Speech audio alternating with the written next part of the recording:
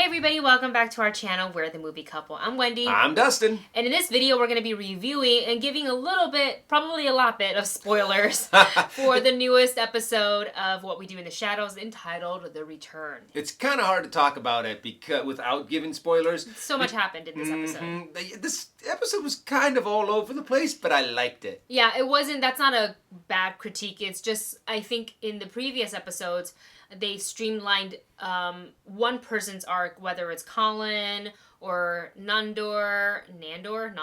I don't know what, my brain is not working. Guillermo has gotten a lot of arcs as we see him kind of becoming more and more and more like a Slayer. But in this one, because they introduced past characters. And I kind of like that it's kind of like, hey, don't forget what we did in season 1, because guess what? They're back. And of course, we're talking about Simon the Devious, who kind of lured Nadia and Lazlo into the sewers, aka Come into the sewers. The poop pipes. The poop pipes. We are in your poop pipes. Oh my gosh, she's so funny. And basically, Simon tells them that after his nightclub exploded, that his crew either have abandoned him or they've gone missing. And so he's only left with 2 on his crew. And that is Carol, who is probably my favorite character in this episode because of her look design and creature design is so cool. Mm-hmm. If I were to ever be on this show, I would love to play a creature, just moving weird, being all extra creepy or whatever. I don't know, I don't care, but I would love to do it. And Rapula. Count Rapula. I love the fact that they actually made a character with that name. Count Rapula. I wonder if it's a self-appointed name. He's like, I'm gonna call myself Count Rapula. I'm gonna go by this name, because every rapper kind of goes by they all have name. a stage name that they go with. But this episode was absolutely hysterical because as they're going through the sewers, as you see Simon all kind of I'm weak and I was nursed to health by Carol. Isn't she beautiful? Big eyes. Mm-hmm. And then of course Nadia's like, oh Simon, we are so sorry. You can always come and visit us. And of course Lazlo's like, what are you doing? Why are you doing that? Oh, he's never going to come. He'd be so embarrassed. And of course, in good nature of the show, or following the nature of the show, sure, why not? We'll go with it. Of course, Simon beats Nadia and Lazlo back to the house. So they open the door to find Nandor, giving them a tour, and who is like, what are these people doing here? Why are they here again? What is this? And Lazlo, of course, was kind of like, I know they shouldn't have invited him to the house. He's here for the hat. I know it. And of course, he's talking about the cursed hat that we saw in season 1. And he gets quite protective of his hat. That sparks a bit of awkwardness amongst all the housemates as they try to be nice and hospitable and offer shelter to these 3 vampires. Which brings us to my favorite part of this episode, the interaction between Carol and Guillermo, who she actually figured out, she smelled it on him. She smells the death on him, and she figured out that he is a slayer. She sounded so cool as she said it. And naturally, they get into a bit of a scuffle. And naturally, because he's got slayer blood in him, he dusts her. Mm-hmm. Whoops. Accidentally breaks his little broom in 2 and stabs it into her. Yeah. But then, of course, he's like, and Nandor comes in. Oh, what is this? This pile of dust looks like Carol. I don't know how he got that this pile of dust just happened to look like Carol. I guess she kind of crumbled, because she looks a little bit decrepit a bit. So, Guillermo does come clean about he accidentally killing Carol. And then Nandor, who doesn't actually know the truth of anything, was kind of making jokes about him being the Slayer. And Guillermo's like, no, I'm not, I swear I'm not, I'm so sorry. He's like, this is a big offense, I'll cover for you. Which is a huge And he deal. does the exact opposite of cover for him. He is not the Slayer. He did not kill. He did not kill. Guillermo did not kill her. Why would you phrase it like that? So funny. And of course, that leads us back to Simon and Lazlo's little awkwardness of being in the same house together. Mm-hmm. And we find out by the end of the episode that Lazlo was kind of right in his hunch because Simon did want the hat, and they get into this epic bat battle. Bat battle!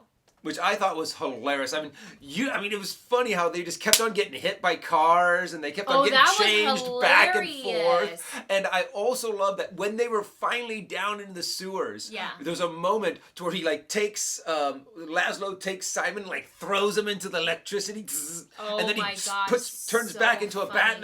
And it was a very simple fight in terms of what the actors did, but all you needed were these two bats just flying around. I felt like I was watching a very intense tennis match where I was like, oh, what's happening? And at the end, we find out that, it's Simon the Devious, so of course he had a plan. He lied about the size of the crew, but because he wore the hat, that kind of got him in hot water, if you will. And there was that, I guess. Yeah. We don't know if we might see Simon or not again at the end, in the future. We don't know because did he actually die? I don't know, it's one of those things that left kind of hanging there. You never know, though. One of the things that I loved, too, in this episode was the fact that when Nandor was kind of giving the tour, they just kind of haphazardly go, oh, yeah, and there's Elvis writing some music. And Lazlo's like, oh, yeah, I turned him into a vampire. Back in the 70s. We're like, oh, that's what happened to And then, Elvis. of course, at the very end, Simon's trying to my crew here, even Elvis. He's like, Elvis, you betrayed me. Yeah. And we can't forget in this episode about the other roommate, Colin Robinson, who kind of had a whole story arc of his own, which is also really interesting because he found a new way to suck energy, and that is via trolling people on the internet. And I was like, this is very current, very now, and it fits into every day because we have all encountered internet trolls, and he's just kind of like, when they call you a dumbass, that's when you've got them. And I like that he's sitting down and he has all of these different laptops, computers, tablets, and normally when he sucks energy, you have the huge eyes light up, but then when he's just typing little things, you just get a little spark in his eyes that I thought were really cool. But of course, just like every troll, he meets his match on the internet. He was out-trolled. And he was actually someone was like, oh, ignore him. He's probably living in his mom's basement. And he's like, I live in my own basement. But finally, after everyone's, Colin is like, oh, he's ruining my food source. I'm going to have to hunt him down. And he actually goes off. He's going through all this espionage stuff about he tracked him to here, and then he found out this. And then he goes, well, he also just challenged me and told me where he lives. So, rookie mistake number one. And we find out that the guy who's trolling him is an actual troll. An actual troll, and was not wearing clothes. So of course, when he came into view, the show blurred out his private troll parts, and it's just so funny because you don't think about. Schlong. Oh gosh, you don't really think about stuff like that. Like naturally, I expected some sort of a loincloth over the troll, but they decided to just go full birthday suit for the troll, and I was like, you know what? Why not? This show's bananas anyway. So they have their little confrontation about how to not use the term trolling for a troll. I don't like it. It's racist. And Colin, of course, turns the table on him because he is an energy vampire and talks the troll until sun up, which means the troll turns to stone, which means he, I guess, dies because I don't know if they turn back. No, after sundown. I think if they're out during the day, he turns into to stone permanently. However, the troll got the last laugh by grabbing Colin before he was able to run away, and then we just see Colin stuck there. Yep. I just found this episode to be so fun, and even though they were kind of a little all over the place with the storytelling on this one, I still truly just enjoy just sitting down and just vegging out and just having the giggles the entire episode. Yeah. From Colin to Guillermo to Nadia and Simon and Lazlo. I mean, this is just a fun episode. It's a fun episode, it's a fun show, and I look forward to the next few episodes for the remaining of this season to kind of explore a little bit more of Colin, because now we're finding out he can siphon energy not just from talking to people. He doesn't even need to be there. Yeah. He can essentially work from home. Which is kind of funny, and I think most curious about the Guillermo being a slayer, and eventually when Nandor finds out what his reaction is going to be. Are they going to kick him out of the house? Are they going to try to kill him? Like, what's going to happen? We don't know, but we look forward to it. So, you guys, thank you so much for watching our review for What We Do in the Shadows, Episode 7, The Return.